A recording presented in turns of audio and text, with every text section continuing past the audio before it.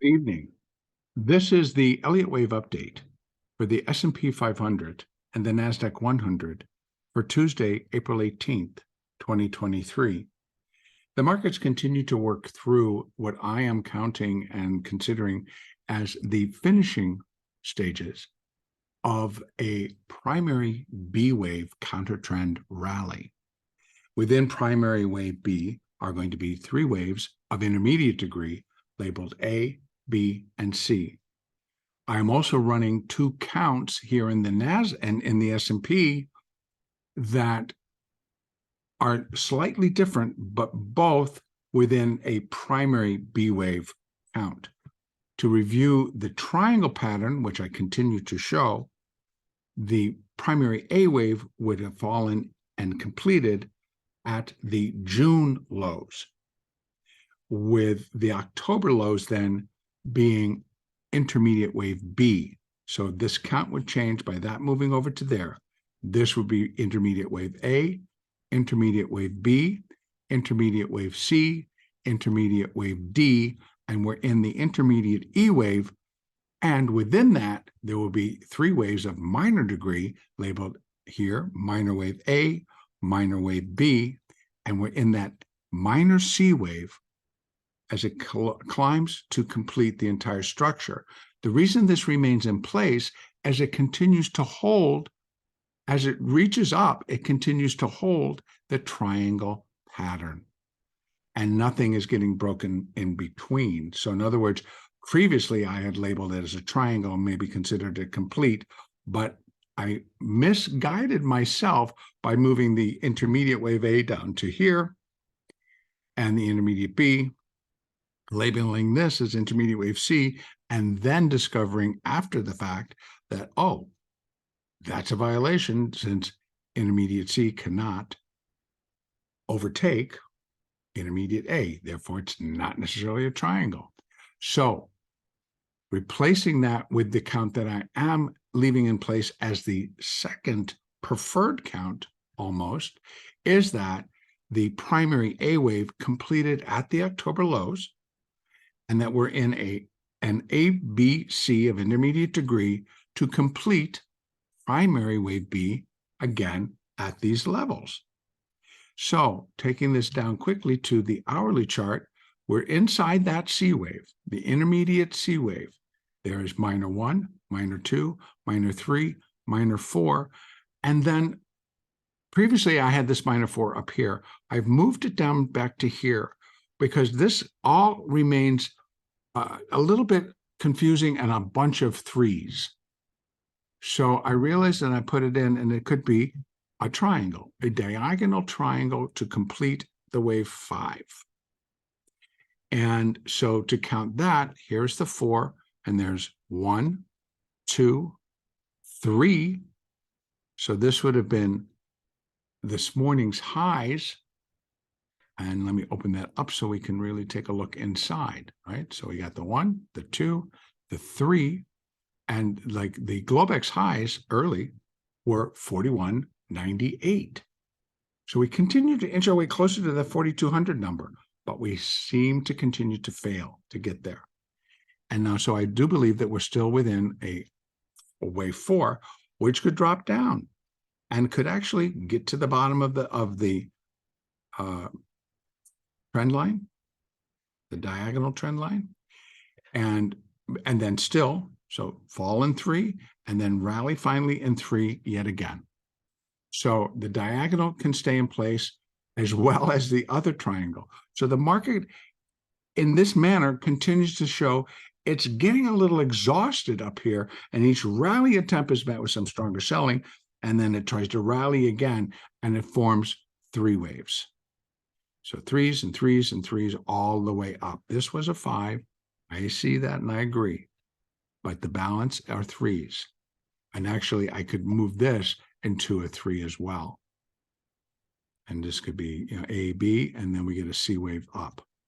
So the possibility remains, it all fits as we continue to look for a completion of what is going on in the counter trend rally to complete primary wave B. Now, getting inside this thing, let's start to wrap some parameters still around it. And I'm going to go out to the 4-hour chart. You can see what I have in is for that C wave. So for the intermediate C wave, we continue to have levels and where it's holding basically just above the 50%. And so, but not quite ever getting above 4,200 and being held at that line. Above that, we continue to have 4,254. But I'm feeling that the market needs to hold below 4,250 if this larger triangle pattern is in place. Now, having said that, that does not have to be the case if we're just running a straight intermediate C wave up consisting of 5 waves. Back down to that hourly chart. And I've been looking to see what can we put into the parameters here to give us some additional depth into how high can this go. First thing we're going to look at is what the Fibonacci extensions would be for this final 5th wave. So we continue to have some basics right around where it hovers and it falls above and it drops below and raises above. And that's 4186. And then above that, we have 4213. Now, yep, that fits. But then 618, where wave 5 would be 0.618 of the 3rd wave, still sits at 4241 now as I've moved the wave 4 down. So, but it's still there. So 4241, 4213, still within reach. And possible, again, because if we can get this small 4th wave in, and then rally in a 5th, again, in 3 waves because of the diagonal nature here, then 4213 should not really present a problem. Now, having said that, all along, we get stuck. The market gets stuck. Every time it even gets close, it may reach it, and then it finds strong resistance and rejection. Was that going to happen again? Only time will tell. So right now for tomorrow, what I would suggest is warming up here is that we're going to have a little bit of additional downside, get down below 4162, which was today's morning low. That was the session lows at 4164. So gets down below that, and then turns and puts in 3 waves up to finish wave 5. So I can't really add an additional fib level here, but I would be looking to put an additional to cover wave 3 down to 4, and then that would cover us for where 5 can come in. But right now, again, we're going to find resistance on the way back up, even though it was support coming down, 4186, and then we're going to find it here at this trend line. There should be some, and it's going to be about that 4200 level. So 4200 continues to be, and the longer it takes, you can see it just moves out a little bit, but hangs right around 4200. And then a swing above it brings us up to 4213. So I'm thinking that the limitations are going to hold basically to the downside, should hold within the trend lines for the diagonal. And that would be here. So we'd be looking at 4162, and that takes us right below there, and it all fits. Now, moving averages, again, pretty flat. This is out of my hourly chart. The 200s are sitting together. They're married at 4146. And then we have the 50, which also went flat, which is basically at 4172. The 20, the 4s, and the 8, all kind of just moving along with the market. Over in the NASDAQ, a little bit different. Continue to count this as a wave 5 as well, but also getting a little bit strange in this pattern now in terms of what it's doing, because I had felt and still feel that this is basically can be a 1, 2, 3, 4, and a 5. But it also looks like it could be an ABC 1. So it's an ABC, and then ABC 2, ABC 3, possibly, or 1, 2, 3, 4, 5. So each time the market fails to the upside, it really takes out a lot of steam, but yet I'm still going to look for this market to eventually get itself above 13,348. What's going to propel it? What's going to help us out? Well, we're looking for it from the earnings. As today, we noticed that Netflix came out, and initially, because they missed, but beat. Earnings per share, they beat. Revenue, they missed. So initially, the stock dropped all the way down to, like, I think it was 249, 250 before running all the way back. And I think it got up to like 338, 340 before drifting lower into the start of the Globex session. So right now, Netflix is down a little bit from where it closed. Now, the earnings weren't bad, and it looks like, the company's going to be fine. It's going to continue to operate, but we're beginning to see contraction in terms of what the market may have been expecting and what really is coming out. Now, is that going to continue to follow through and now be up next in Tesla? Are we going to see it in Microsoft? Are we going to see it in Metaverse? Are we going to see it in Google? Are we going to see Amazon, AMD, AMAT, Apple? Apple bucked the trend today and basically held higher. Now, many reasons. I'm not going to pin any of them. There was some news, but I don't think it's significant enough to really suggest one direction or the other. I just think that Apple was higher today. So what can we now look towards? There are a lot of things that are going to happen between now and when Apple reports, i.e. the next Fed meeting, that being the largest. We continue to hang on to what actually is going to happen with the debt ceiling. And that, of course, is going to be up to the House of Representatives either approving the debt limit to be raised and providing what their budget might be.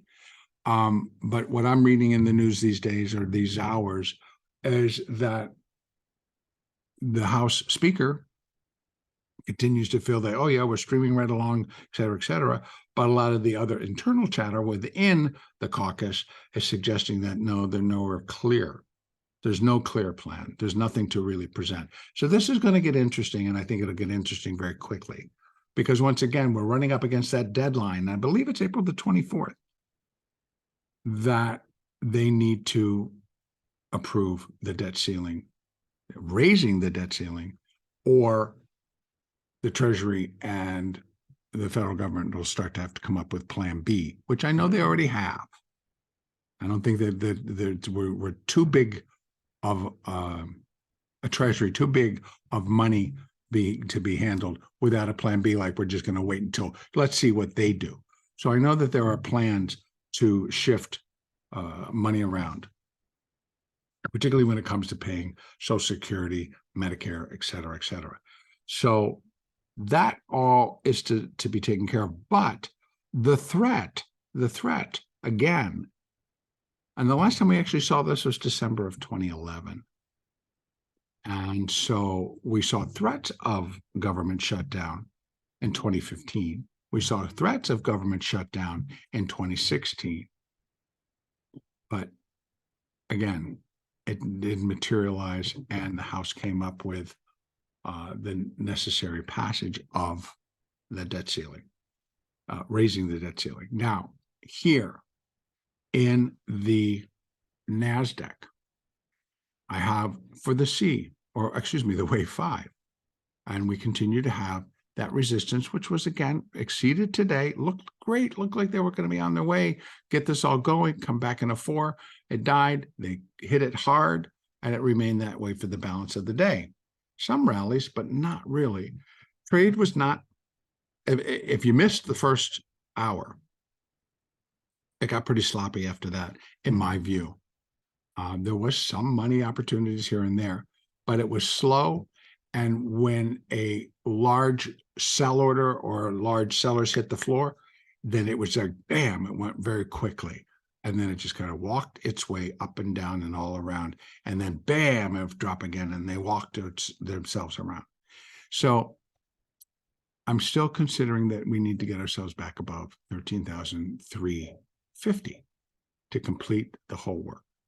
So again, if I'm counting this as 1 and 2, this is a strange 3. Since, again, as I told you, we could be getting ourselves into a diagonal triangle, and this would kind of fit the bill by falling up this way, and this would fall up this way. So it's going to meet, but hold things tight. Hopefully we can get above there or close to it. Now, Fibonacci-wise, we have C-wave resistance at 13,253, which we exceeded today, dropped back below. So it stays in place. We had resistance at 13,236. It has exceeded, fell back below, came back above, fell back below. So nothing seems to be really breaking and then holding above. So that's kind of what we need to start to see in terms of building this final leg up. So I'm going to leave this as a 1, 2, 3, or 4, 5, 1, 2, and we're still working inside this third somehow. So I'm leaving this empty in terms of labeling, with the caveat that I am still expecting an upside run. So with that in mind, if I had to kind of go with what I think we could come into, because even as a 4, I don't think this would be complete. I don't think the 3 is complete. If this is 1 and this is 2, it's got to be a 1, 2, 3, 4, but it doesn't work. Everything's overlapped. I'm going to leave it all open in terms of what all of this is going to end up being. As I've often said, the entire count, all of the Elliott work has to be fluid because the market is fluid. The market's still in motion. These waves are still in development. So to declare their existence is one thing. To mark them and labeling just leaves us open to change, leaves us open to always telling me, oh, there you go again, changing the count. You're changing the count. It's like, well, this is why. So if from day to day, we had a nice move. Brought it back up, Globex down, and Globex took it all the way up, and then our regular session brought it all the way back down. We're going to have to wait and see, but I am still expecting additional upside. So let's take a peek to see if there is some additional fibs that I can add to this to make this a little bit clearer. I can add one that would fit right to here if this is 1 and this is 2. Then we have a lot of overlap here, but I'd be looking for this third wave, which it did, by the way, got up to 70.5, which is why I'm thinking, well, maybe that's done. And so if I take that, and so, but again, above that, we have 13,319, but this would be for the third. So that makes that a little bit more difficult level. So I'm going to remove that. And the next choice would be from here to here to here. And that would be saying it doesn't go below today's lows, which was 13,138. That's what it was. So, in that being the case, we're looking for a fifth wave. And see, now it falls into place. But being that this looks like it was 3, I'd kind of be thinking this needs to be 3. But we'll see. Again, keeping things fluid, keeping things open. I know the structures aren't pretty, but it still is very much a finishing move rather than a start of something bigger.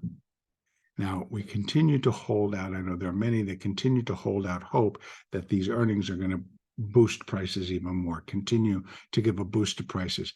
And initially they do, but then it always just fails and it drops back down. So here are some levels. If this marks wave 4 and we're going to move into a 5th wave, we first we need it to come above this high of 13,300. And then above that, we have 13,307, 13,226, 13,326, excuse me, and then 13,378, I'm going to call it, and then on up towards 13,400. But that cluster gets stronger around 13,428 to 470. There's a lot of cluster right in there for the 5th wave and then for that 5th wave.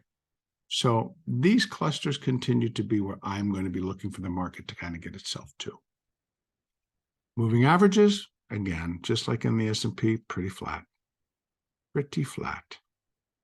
The other ones that are moving are the 20, the 4, and the 8. They're going to be very responsive, of course, to those near-term actions. This is where I'm going to leave it. Now, as far as numbers for tomorrow, on Wednesday, we have durable goods, 8:30 a.m. We have trade balance and goods, 8:30. So those are all part of the same thing. Retail, advanced retail sales, and advanced wholesale inventories, all coming out at 8:30.